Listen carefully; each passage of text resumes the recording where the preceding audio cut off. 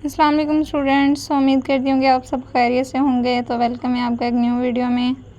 आज हम डेरिवेटिव में एक और रूल है, वो है चेन रूल। चेन रूल पहले हम 6 रूल पढ़ चुके हैं। जिन्होंने वो वीडियो नहीं देखी तो वो देख लें। आज लेक्चर नंबर 2 है, कैलकुलस की दुनिया में आपका वेलकम है। तो बच्चों, ये कैलकुलस बहुत ख़तरनाक भी हो सकती है कुछ बच्चों के लिए, मतलब उन यूनिवर्सिटी स्टूडेंट्स को इस बारे में पता ही होगा जिनका डेफिशिएंसी कोर्स पास ना हो, क्योंकि ये कंपलसरी हो जाता है, मैंडेटरी होता है बच्चों के लिए कि वो इस कोर्स को पास करें, और बच्चों से 24 मार्क्स नहीं लिए जाते। सो इट्स अ थिंग कि आपको समझ आ जाए तो आसान भी बहुत है, और वरना मुश्किल तो फिर है ही, वरना कुछ ना भी करें तो फिर वो चीज़ मुश्किल ही होती है।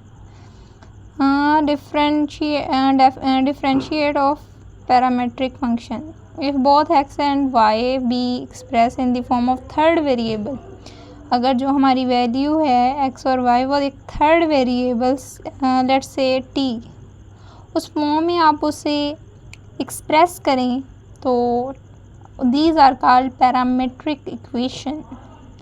अब f और g टू वैल्यूज़ हैं, लेकिन हमने इसे एक्सप्रेस करना है third variable that is t, तो ये हमारा पैरामेट्रिक फंक्शन है। If we want to find dy over dx from above equation using chain rule. Chain rule का फॉर्मूला क्या है?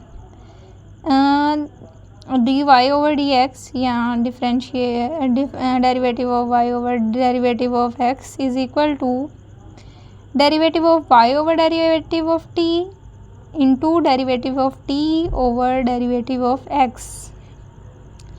और एक तरीका ये भी है, आप इस तरह लिख सकते हैं कि derivative of y over derivative of t over derivative of x over derivative of t।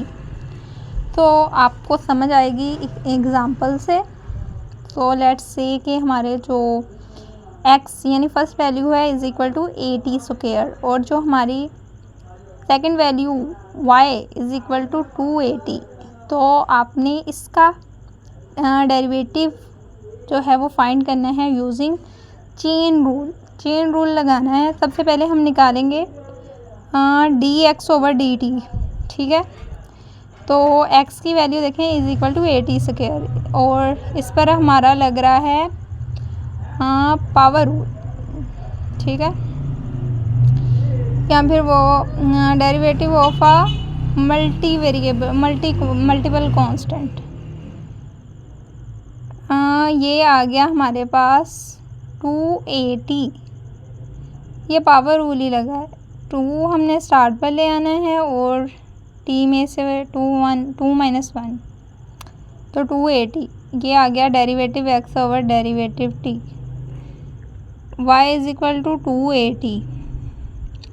तो इसका क्या होगा कि जो t है वो इसीलिए आपसे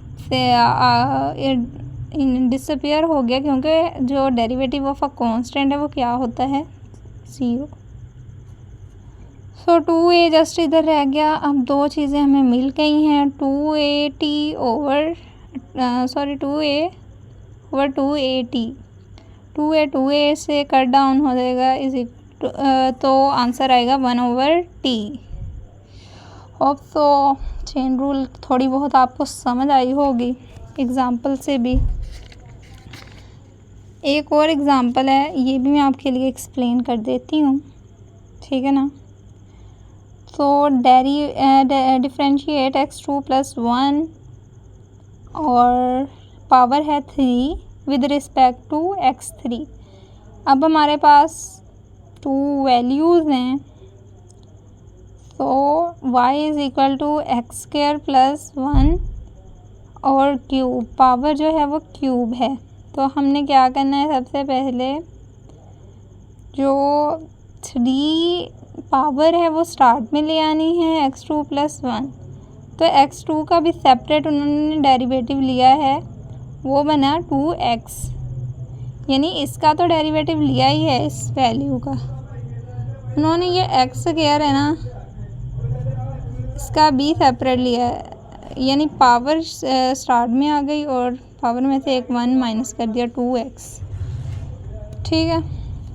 तो ये अंदर इनसे मल्टीप्लाई हो जाएगा, 3 2 ज़ार 6 6x x2 + 1 स्क्वायर। सेम इसी तरह ये देखें u is equal to x3, तो इस पर भी पावर रूल लगा लें। 3x, 3 पावर शुरू में आ गई और 3 में से एक माइनस कर दें तो 3x2।